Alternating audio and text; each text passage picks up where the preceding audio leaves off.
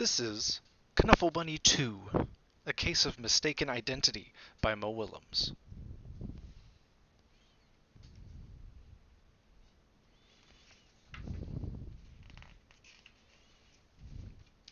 Knuffle Bunny 2, A Case of Mistaken Identity. One morning not so long ago, Trixie took a walk with her daddy. By now, Trixie really knew how to talk.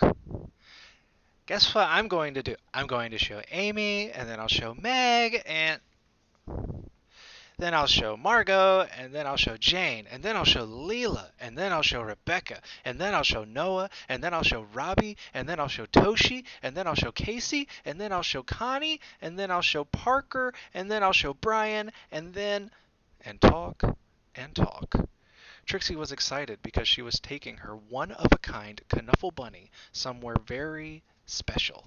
Come on! School.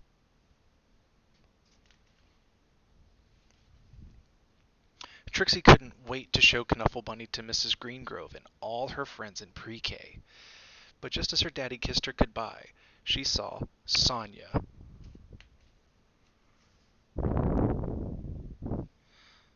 Suddenly Trixie's one-of-a-kind Knuffle Bunny wasn't so one-of-a-kind anymore.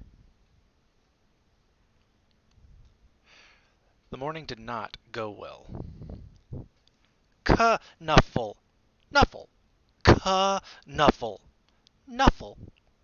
The afternoon was worse.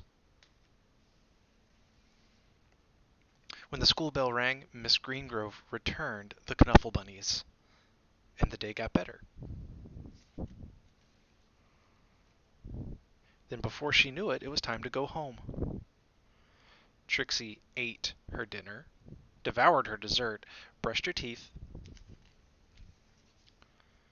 and tried to escape the Mommy and Daddy robots from Planet Snurp. At 1:30 bedtime, Trixie was tucked in, ready for sleep.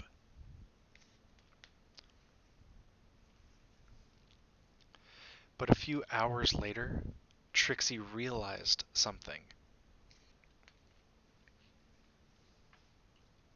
Trixie marched into her Mommy and Daddy's room and said, "That is not my bunny." Trixie's daddy tried to explain what 2:30 a.m. means. He asked, "Can we deal with this in the morning?" Trixie's daddy went to the phone. Before he even made it down the stairs, the phone rang. "We have your bunny," said a man's voice on the other end. "We have yours," replied Trixie's daddy. Arrangements were made.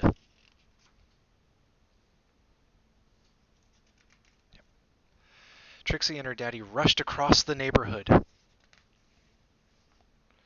Trixie did not want to be late. Neither did Sonia.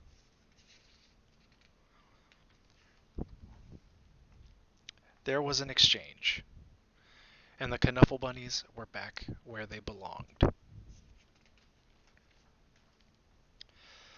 "I was so worried about my bunny," said Sonia. "So was I," Trixie replied. Then they both said, "I'm glad you got your bunny back," at the exact same time. And that is how Trixie found her first best friend. Knuffle Bunny accepted, of course.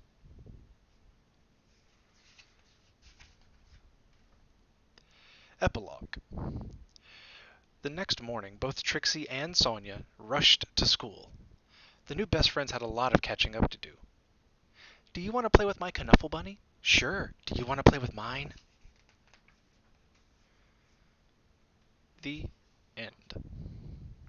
That was Knuffle Bunny 2, A Case of Mistaken Identity by Mo Willems.